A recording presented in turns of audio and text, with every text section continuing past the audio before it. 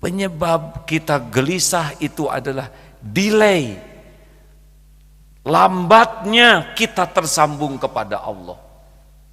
Yang membuat kita menderita itu adalah terlambatnya, panjangnya waktu kita tidak tersambung kepada Allah. Dan tujuan Allah memberikan ujian kepada kita bukan untuk kita selesaikan sendiri. Karena kita ini la haula wala quwata illa billah. Allah memberikan ujian ketakutan, kelaparan, kekurangan harta, jiwa, buah-buahan. Intinya adalah supaya kita kembali ke Allah, dan sesudah itu Allah yang menuntun kita menyelesaikan masalah. Nah hadirin sekalian, jadi Allah menguji kita tuh bukan supaya kita menyelesaikan masalah sendiri, tidak bisa. Kita ini la haula wala quwata illa billah. Tidak ada daya, tanpa pertolongan Allah tidak ada daya. Kembalinya kita kepada Allah dengan yakin, memasrahkan diri, Allah hujamkan ketenangan di hati, Allah bimbing pikiran kita. Otak ini milik Allah, ciptaan Allah. Allah kasih ide, Allah kasih gagasan, Allah kasih ilham, mudah bagi Allah. Sehingga jadi terpikir sesuatu yang cemerlang, itu Allah yang memberikan, hadirin. Kalau kita perlu modal, digerakkan orang yang punya modal. Kalau kita perlu informasi, didatangkan informasi.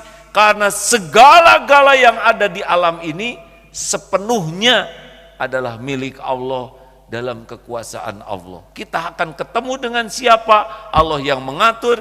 Kita perlu apa? Allah yang menggerakkan. Kita sakit, Allah yang menyembuhkan. Dia datangkan dokternya, dia berikan obatnya.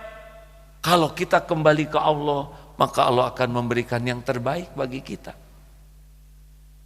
Orang stres menghadapi masalah itu pasti karena terlalu banyak berpikir dan sangat kurang berzikir. Terus dipikirkan segala-galanya. Padahal semua urusan itu ada dalam genggaman Allah. Mungkin oleh Allah ditolong, diberikan jalan dan sebagainya. Tapi satu yang tidak diberikan, keberkahan. Karena dia tidak bergantung kepada pemilik segala-galanya. Lillahi ma fis samawati wa ma fil ardh.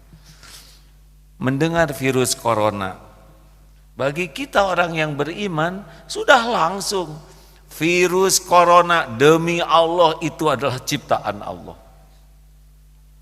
Tidak ada makhluk yang ada di alam ini kecuali Allah yang menciptakan. Apa pekerjaan virus yang sesungguhnya?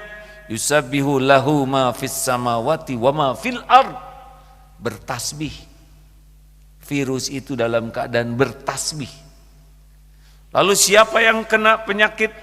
Yang kena pasti yang ditetapkan Allah harus kena. Tanpa izin Allah tidak ada mudarat.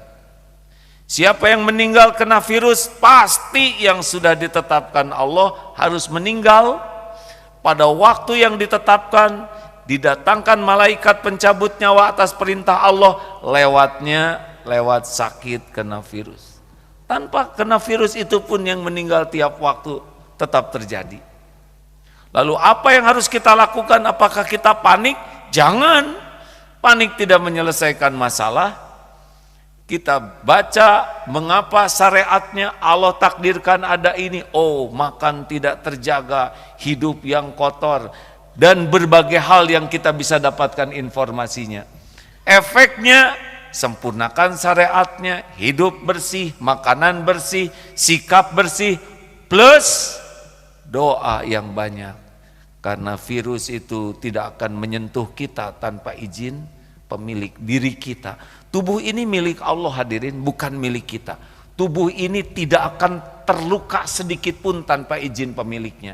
Tubuh ini tidak bisa mati kecuali dengan izin pemiliknya, Allah Subhanahu wa taala. Oleh karena itu, mendengar virus corona, yang harus diingat bukan virusnya, tapi pencipta, penguasa, pemilik segala-galanya, Allah Subhanahu wa taala. Tenang. Kalau sangat sibuk dengan virus, sangat sibuk dengan Wuhan, sangat sibuk dengan masker, bukan dilarang pakai masker. tapi tidak akan menghalangi apa yang Allah tetapkan untuk terjadi. Maka yang paling penting adalah zikrullahnya. Hadirin, tanpa virus pun kita akan mati. Semua pasti mati. Mati husnul khotimah atau sebaliknya, itu yang kita pikirkan. Waktu sudah tertulis. Oleh karena itulah bahaya terbesar dalam hidup kita ini adalah tidak tersambungnya hati, pikiran, sikap kita dengan Allah. Itulah yang membuat kita sulit untuk bersikap sabar. Jangan takut oleh masalah, hadirin. Semua masalah sepenuhnya ada dalam genggaman Allah dan terjadi pun dengan izin Allah. Allah menciptakan masalah bagi kita supaya kita dekat dengannya, supaya kita makin banyak sujud, banyak merunduk. Bahayanya kelapangan justru membuat orang lupa. Kita bisa lihat orang naik pesawat terbang, pesawatnya nyaman, udara di atas tidak ada gelombang, tidur, dengar musik, lihat TV, video, Allah berikan guncangan, kita lihat, pasti semua menyebut nama Allah. Berkah. Allah suka orang menyebut namanya. Allah suka orang memohon kepadanya. Allah suka orang bersimpuh sujud menghibah pertolongannya. Dan itu sebetulnya yang membuat hidup kita ini menjadi lebih bernilai, yaitu selalu terkait kepada Allah.